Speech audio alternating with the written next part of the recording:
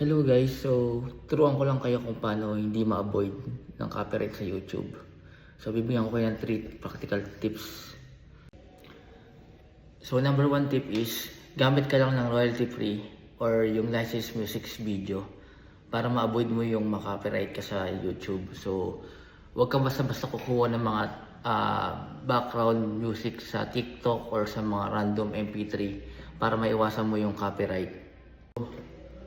So pwede kang pumili ng mga libreng gamit ng mga music resources from YouTube Audio Library or Epidemic Sound. So para ma-avoid mo yung mga pagkakamali mong ma-download sa mga free loyalty video. So iwasan po natin yung kabud-kabud magka-copy kasi mabablock po tayo at maka-copyright na siyang talagang iniiwasan natin para ma-avoid yung ma-block tayo ni YouTube.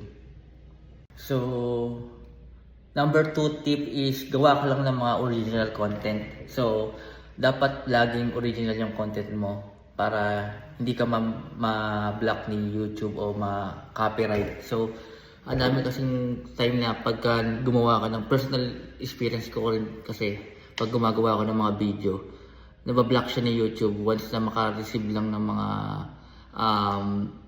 wrong music, tapos parang binablock niya kagad pagka may copyright.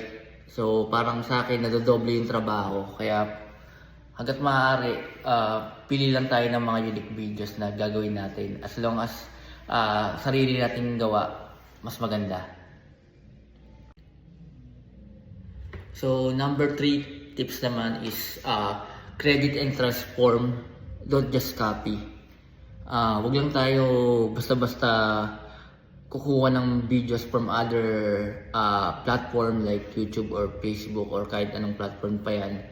Sana iwasan natin yon para hindi tayo makopyright ni YouTube. Kasi madalas nagre-report sila madalas ng sobrang napakahigpit nila with regards to the copyright. Kaya para hindi natin ma-encounter yung mga ganong scenarios, dapat iwasan natin yon at mag-create ng sariling videos. For example, ako mahilig ako sa sports like basketball.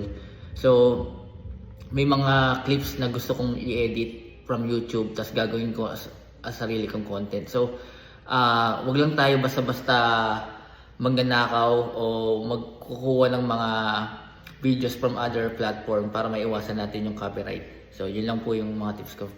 Thank you guys.